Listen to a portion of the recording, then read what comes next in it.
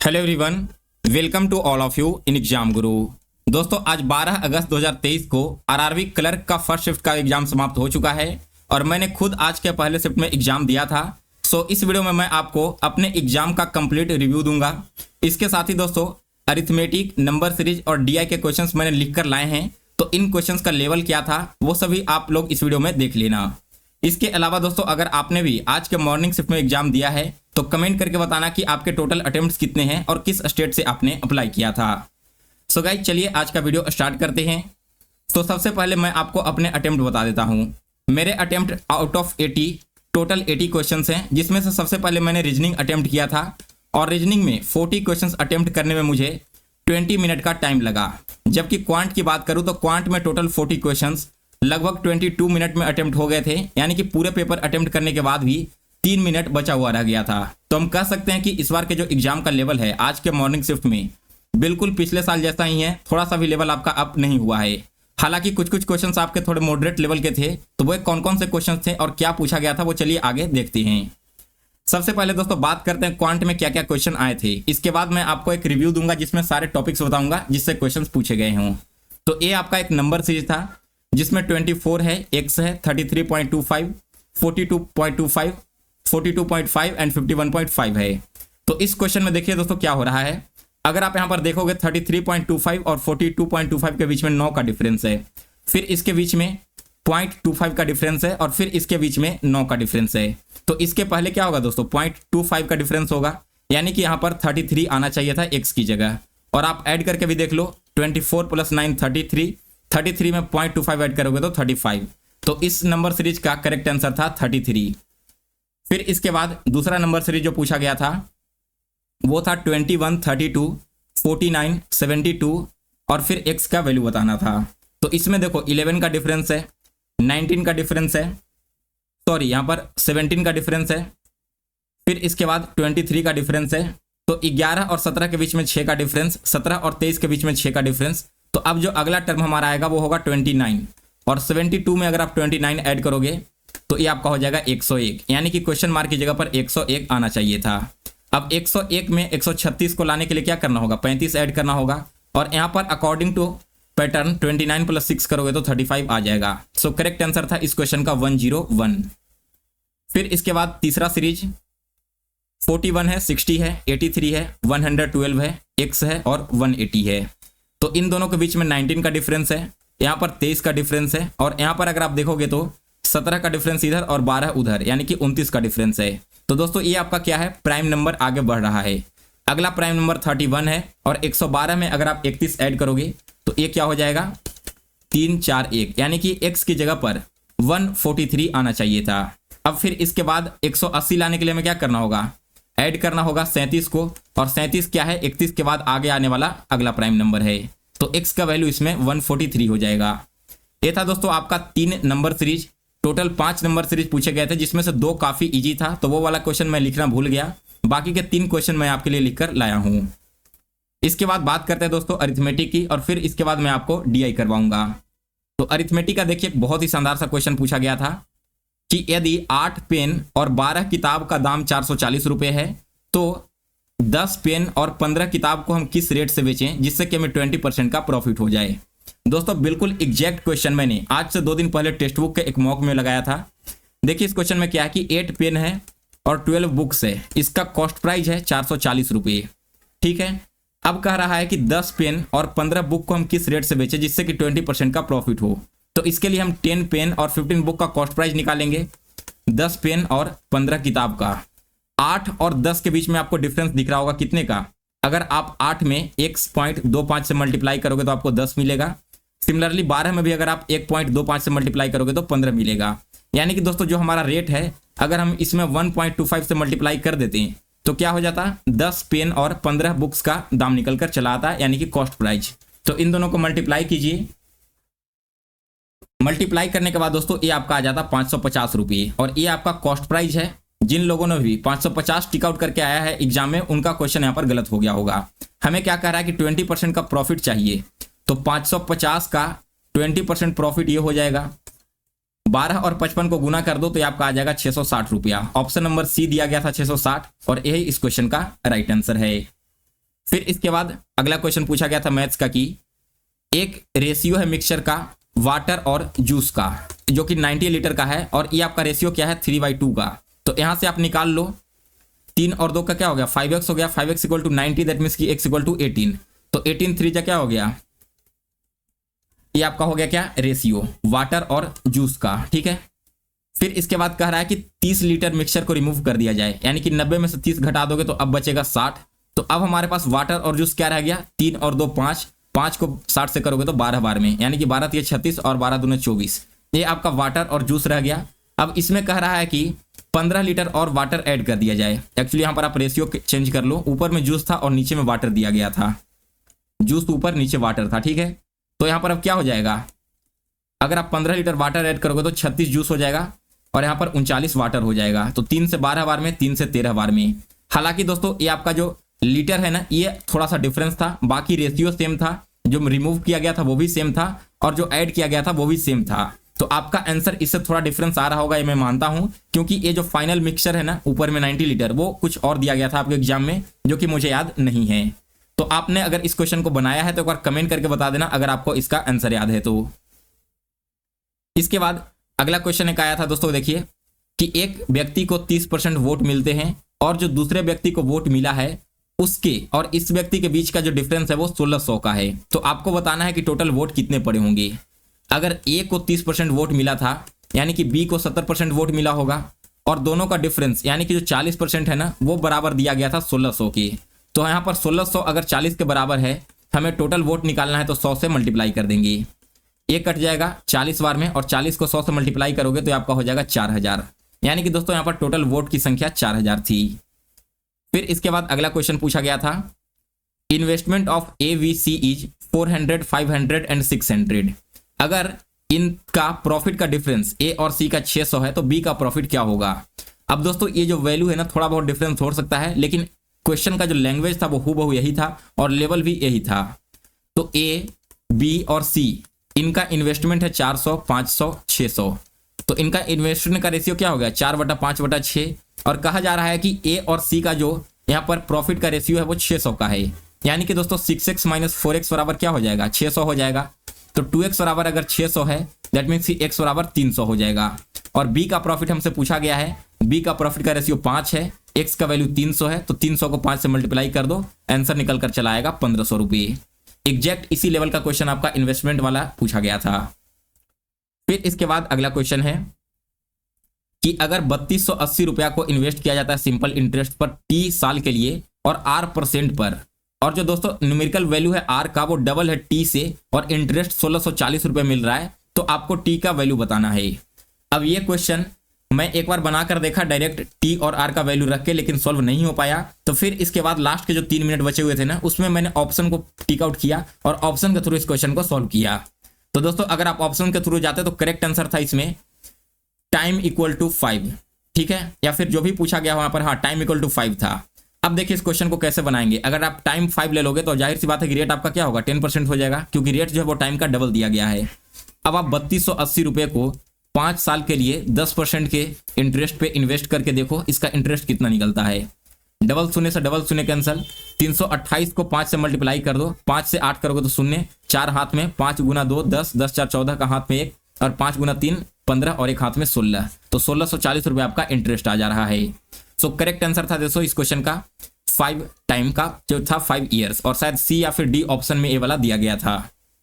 फिर इसके बाद अगला क्वेश्चन पूछा गया था दोस्तों एक मेंसुरेशन का। अब इस क्वेश्चन के लैंग्वेज में थोड़ा सा मुझे प्रॉब्लम हो गया है, लेकिन हाफ लैंग्वेज आपका बिल्कुल यही है। क्वेश्चन में क्या दिया गया था कि एक सर्कल का रेडियस है 7 सेंटीमीटर का और जो सर्कल का सर्कमफेरेंस है वो स्क्वायर के पेरीमीटर के बराबर है। तो सर्कल का सर्कमफेरेंस क्या होगा 2 × पाई और इंटू आर, तो आर को यहाँ पर कैंसिल कर दो 7 से और 22 गुना 2 क्या हो जाएगा 44 हो जाएगा। 44 जो सर्कमफेरेंस है वो स्क्वायर के पेरीमीटर के बराबर है। स्क्वायर का पेरीमीटर 4a होता है, यानी कि 4a बराबर 44, तो a बराबर क्या हो जाएगा 11 हो जाएगा। साइड हमें पता चल चुका है स्क्वायर का 11। अब इसके आगे क्या दिया गया था ना ये मुझे याद नहीं आ रहा, लेकिन l+5 एक टर्म ऐड किया गया था और शायद यह कहा गया था कि स्क्वायर का जो साइड है उसमें 5 ऐड कर देंगे और फिर उसका एरिया क्या होगा। इसी प्रकार से कुछ क्वेश्चन आपके एग्जाम में पूछे गए थे। इसके बाद अगला क्वेश्चन एक देखिए रीजनिंग का है। रीजनिंग में क्या पूछा गया था ना कि दूसरा, चौथा, सातवां और नौवां लेटर को निकालिए और फिर उससे कितने मीनिंगफुल वर्ड बनेंगे। तो लेटर निकल कर आ रहा था पी, ई, ओ और आर। अगर आप बनाओगे तो एक तो आपका क्या हो जाएगा, पोर हो जाएगा, फिर आपका एक रोप बन जाएगा। इसके अलावा आपको आगे देखने की जरूरत ही नहीं है, क्योंकि अगर एक से ज्यादा वर्ड बन रहा था तो आपको simply Y answer tick out करना था। तो इस क्वेश्चन का राइट आंसर हो जाता वाई। इसके बाद अगला क्वेश्चन पूछा गया था कि एंकर्ड वर्ड जो है ना, इसके बीच में कितने अल्फाबेट्स हैं। तो देखिए यहां पर लिख के मैं आपको दिखा देता हूं, ANCHORED। ए जो है वो पहले नंबर पर आता है, फिर इसके बाद एन कितने नंबर पर आएगा, तो एन आ जाएगा 14 नंबर पर, सी आ जाएगा 3 नंबर पर, एच आ जाएगा 8 नंबर पर, ओ आ जाएगा 15 पर, आर आ जाएगा 18 पर, ई 5 पर और डी 4 पर।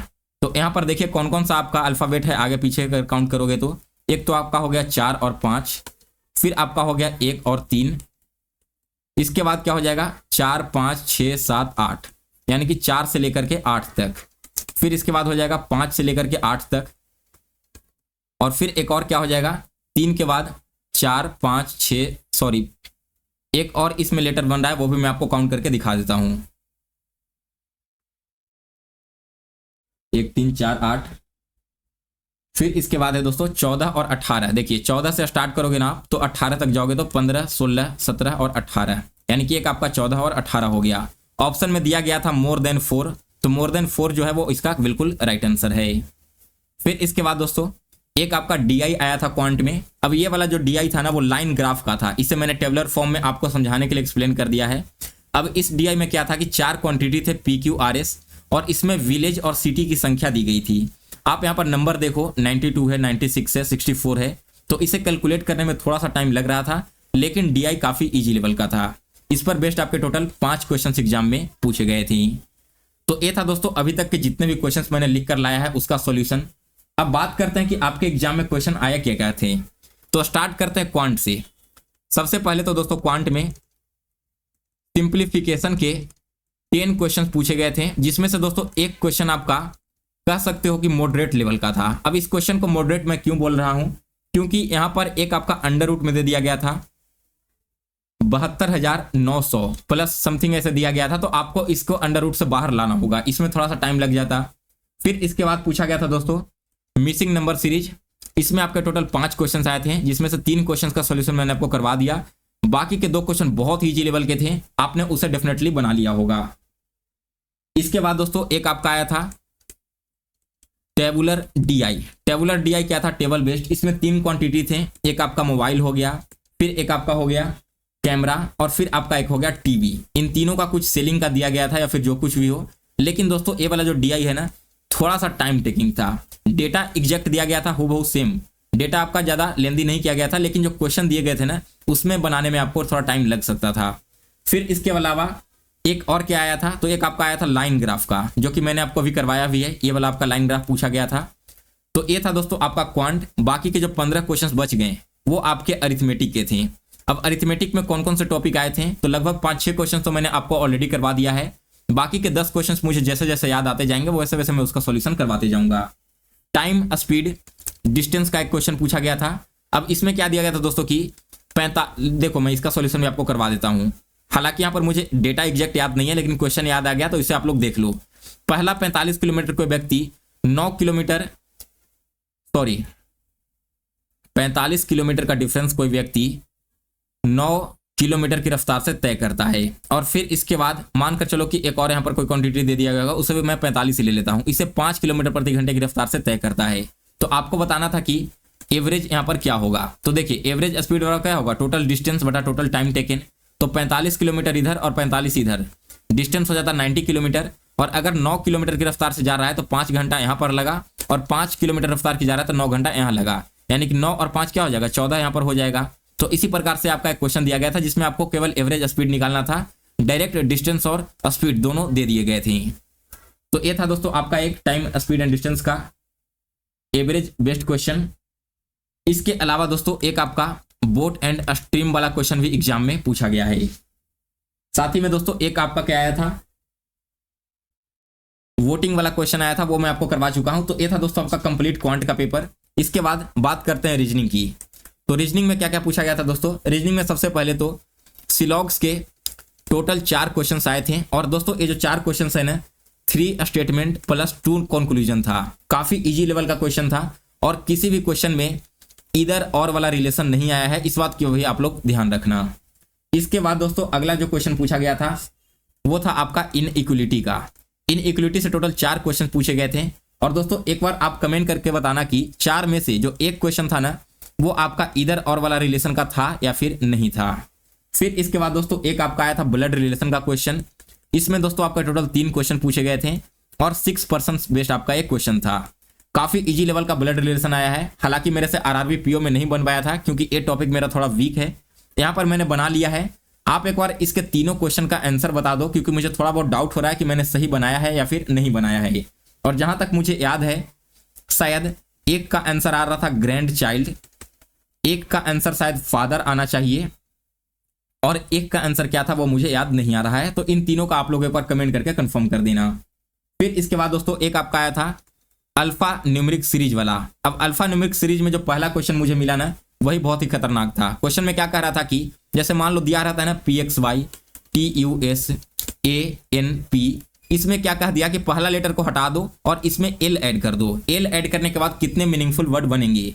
तो मेरे ख्याल से यहाँ पर टोटल 2 मीनिंगफुल वर्ड बन रहे थे। इसे भी आप लोग एक बार कमेंट करके कंफर्म कर देना। और कौन कौन से बन रहे हैं? तो एक तो आपका लॉ बन रहा था, फिर इसके बाद शायद दोस्तों एक आपका लूट हुआ था, फिर आपका एक आपका आया था क्या LAX था, एक मिनट, LUX था या फिर LAX, ऐसे ही कुछ पूछा गया था। और इसके अलावा दोस्तों आपका एक शायद LAN बन रहा था। इस प्रकार से टोटल बन रहे थे वर्ड जिसमें से 2 आपके मीनिंगफुल वर्ड बनकर निकल रहे थे। एक आपका था दोस्तों नंबर सीरीज वाला, जैसे 2 3 4 5 2 3 6 इस प्रकार से नंबर दे दिए जाते हैं ना। तो इस पर बेस्ड आपके टोटल 5 क्वेश्चन पूछे गए थे जिसे आप नंबर सीरीज बोलते हो।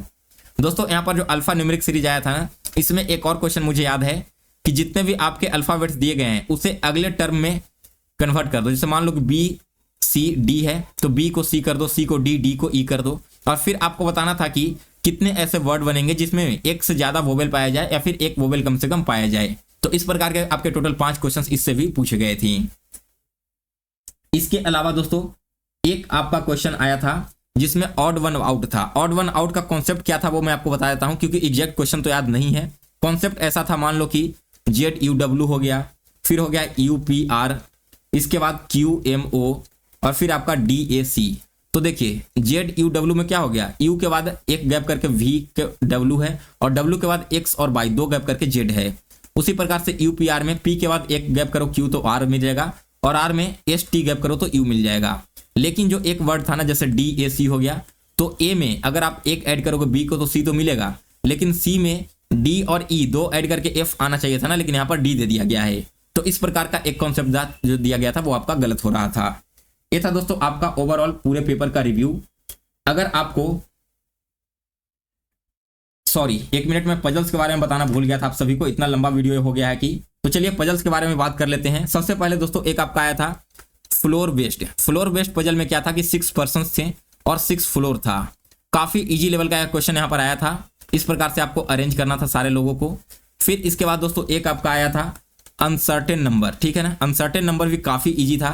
जहां तक मुझे याद है कि जब आरआरबी पीओ का मैंने दिया था एग्जाम प्री का भी, तो उसमें मेरा अनसर्टेन नंबर वाला ही पजल नहीं बन पाया था 6 अगस्त को फर्स्ट शिफ्ट में। लेकिन इस बार जो अनसर्टेन नंबर था काफी इजी रहा और बहुत ही कम टाइम में सॉल्व हो गया था।